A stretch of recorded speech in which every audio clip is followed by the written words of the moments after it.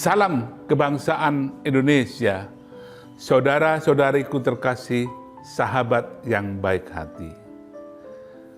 Hari-hari ini di grup-grup WhatsApp beredar foto yang sangat viral. Foto seekor macan yang kepalanya tertutup oleh tong plastik. Mungkin si macan itu sedang kelaparan dan mengais-ngais makanan yang ada di tong sampah, dan akhirnya karena lubang permukaan tong sampah itu kecil, dia terjebak dan kepalanya tertutupi, tidak bisa lepas. Ironisnya, di foto itu berkerumun banyak orang yang menyaksikan, dan mungkin sudah lama karena saya mendapatkan versi yang lain, orang-orang yang menyaksikannya berbeda dengan harimau yang sama. Mungkin sudah cukup lama dan tidak ada orang satupun yang berniat untuk menolong membukanya. Mengapa?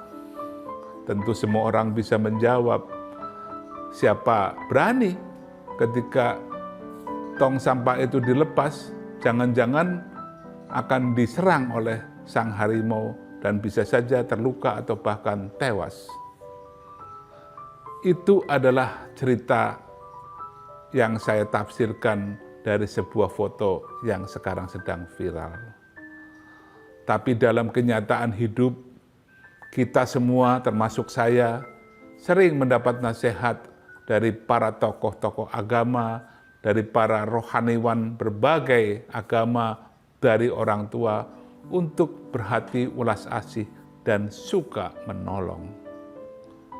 Kalau ada orang sakit, ditolong. Ada orang tua, jalannya susah, ditolong. Ada orang kehujanan, ditolong. Dan sebagainya.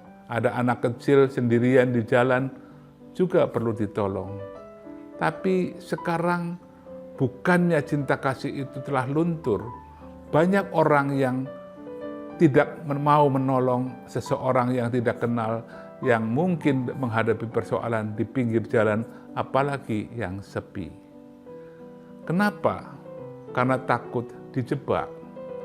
Banyak cerita, ada orang yang menyetop, yang membutuhkan tumpangan mobil, yang menggenaskan kondisinya, kehujanan atau tertatih-tatih, dan kemudian seseorang iba turun dari mobil, menolong, akhirnya muncul sekawanan orang yang kemudian merampoknya. Ini adalah gambaran nyata yang ada di masyarakat. Bukannya cinta kasih telah luntur, mungkin ada juga yang luntur, tapi orang tidak berani menolong sesamanya karena menghadapi bahaya. Orang-orang sekarang menghadapi krisis kepercayaan. Kepercayaan satu sama lain berkurang karena memang kita hidup dalam tatanan masyarakat yang tidak lagi meninggikan kepercayaan sebagai modal dari umat manusia yang paling penting. Padahal kita tahu, zaman dulu contohnya, ketika seseorang meminjam uang untuk usaha, orang-orang apalagi sahabat saudaranya dengan serta-merta membantu. Dan meskipun orang itu sulit mengembalikan, tapi kita lihat memang dia berjuang keras, bisa saja diberi hutangan lagi. Dan kemudian ketika orang itu bisa sukses usahanya, pasti dikembalikan. Dan kalau tidak mengembalikan akan jadi buah omongan semua orang, dan keluarga besarnya akan menanggung malu. Akhirnya keluarga besar itu juga menolong. Karena apa? Karena kepercayaan, rasa dapat dipercaya, dijunjung setinggi langit. Orang-orang hutang tidak perlu ada surat hutang, apalagi di hadapan notaris. Cukup di atas lembar sobekan kalender harian, dicatat di situ, hanya sekedar untuk mengingat. Dan bahkan orang-orang masa lalu sebelum jatuh tempo sudah berusaha melunasinya.